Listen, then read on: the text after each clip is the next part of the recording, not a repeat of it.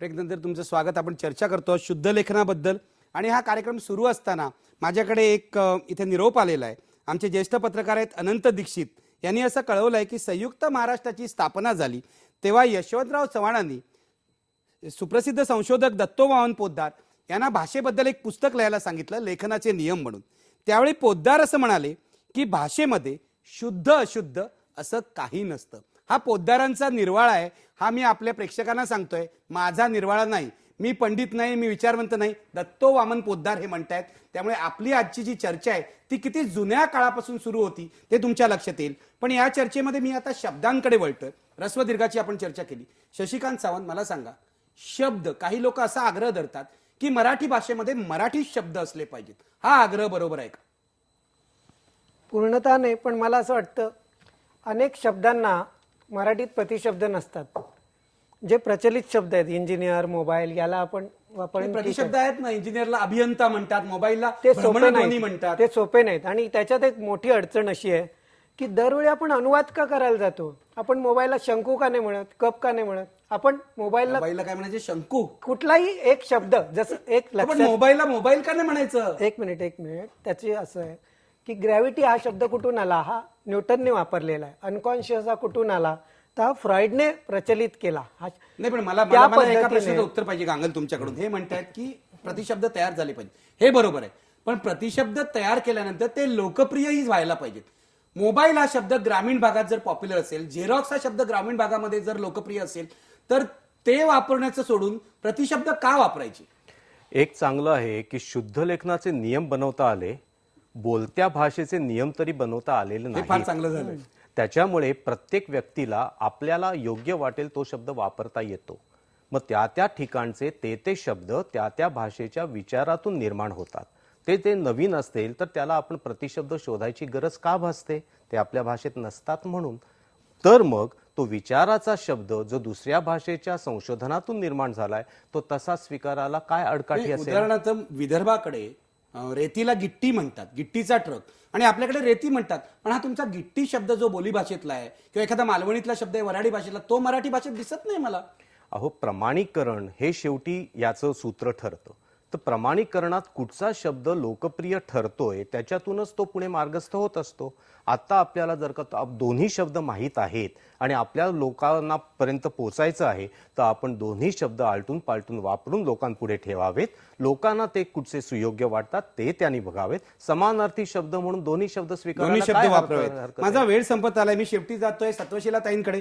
ताई, मला सांगा, इतर भाषेतले शब्द घेतल्यामुळे आपली भाषा, मराठी भाषा अधिक समृद्ध होते असं नाही का म्हणता येणार?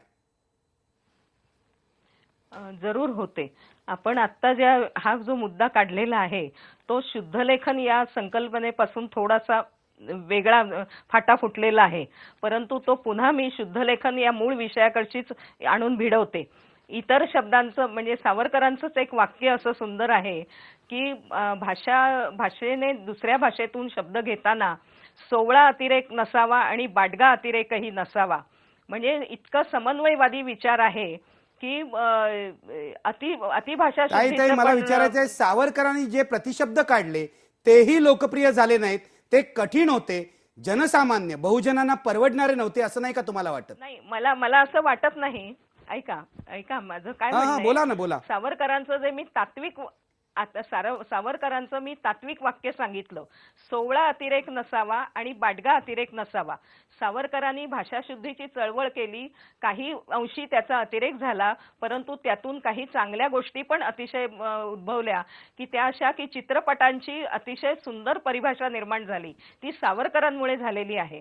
तर प्रत्येक व्यक्तीचा कुठेतरी एखादा तत्व घेऊन जरी अतिरेक झाला तरी तो ऐतिहासिकदृष्ट्या त्याचं काहीतरी एक फलित निघतं. सावरकर सगळे बरोबर नसले तरी काहीच अंशी तर बरोबर होते आणि त्यांनी नक्कीच मराठी भाषेच्या समृद्धीत भर घातली. परंतु आता हा विषय मी आता अगदी थोडक्यात एकच वाक्य हे सांगते, उदाहरण, आणि माझा मुद्दा संपवते. शुद्धलेखन या विषयाशी कसा भिडतो तो मुद्दा की हे सगळे शब्द जरी आपण घेतले इतर भाषातून तर जरूर घ्यावेत, काही हरकत नाही, पण एका मर्यादेपर्यंत. आपल्या बौद्धिक आळसावर पांघरून घालण्यासाठी वाटेल तो शब्द घ्यावा असं काही गरज नाहीये, परंतु काही अंशी आपल्याला ते घ्यायलाच पाहिजेत. तर त्याबद्दल 16 अतिरेक नको. परंतु समजा जे आपले जे शब्द आहेत नवीन परिभाषा एकीकडे आपण मराठी ज्ञानभाषा करण्याची भाषा बोलतो आहोत, तर ती ज्ञानभाषा आणि प्रत्येक भाषेची प्रगती ही भावनिक अंगाने आणि वैचारिक अंगाने या दोन्ही अंगाने होत असते. भावनिक अंगाने प्रगती होण्यासाठी ललित वाङ्मय हे उपयोगी असतं आणि ग्रामीण दलित वगैरे ह्या सर्व प्रकारचं हे वाङ्मय हे हृदयाला आवाहन करणारं असतं आणि त्यामुळे भाषेची समृद्धी साधते. अगदी पण हे ताई एकच माझा अंग वेळ झालं. संपलाय. टेलिव्हिजन मध्ये खूप मर्यादित वेळेत बोलावं लागतं, मला माफ करा. कारण हे सुद्धा आपल्या साहित्यिकांनी, शुद्ध लेखनाचा आग्रह धरणाऱ्या किंवा न धरणाऱ्या सर्वांनी शिकायची गरज आहे. नव्या माध्यमांची भाषा आहे, ती शिकावीच लागेल बदलत्या काळाप्रमाणे. पण मला इथे कार्यक्रम थांबवायचा आहे. मी शेवटी इतकंच म्हणेन, शुद्ध लेखनाचा आग्रह काळाप्रमाणे बदलला पाहिजे. शुद्ध लेखनामुळे कोणाच्या आत्मविश्वासावर जर घाला पडत असेल तर ते शुद्ध लेखन काय कामाचं, असा प्रश्न नव्या पिढींनी विचारला तर त्याचा विचार या समाजातल्या प्रस्थापितांनी केला पाहिजे. मी पुन्हा एकदा आपला प्रश्न घेतोय, शुद्ध लेखनाच्या आग्रहामुळे मराठी भाषेच्या पायात बेड्या पडल्यात का? पडद्यावर पाहू शकता. आता 57% लोक म्हणतात बेड्या पडल्यात. याचा अर्थ असा की बहुसंख्य समाज जो आहे त्याला या बेड्या वाटतात. या बेड्या तोडायच्या कशा, त्याच्यावर उपाय कसा काढायचा, शुद्ध लेखन पूर्णपणे हद्दपार करायचं नसेल तर त्याला पर्याय काय, याची चर्चा चालू राहिली पाहिजे. मराठी भाषा दिनाच्या निमित्ताने मी ती सुरू केली आहे, ती आपण सगळ्यांनी वाढवावी आणि चर्चेतून मंथन होऊन काहीतरी नवी घडावं आणि नव्या काळामध्ये मराठी जगावी, वाढावी, फुलावी, फळावी, एवढी इच्छा मी व्यक्त करतो. धन्यवाद. पहा फक्त IBN लोकमत.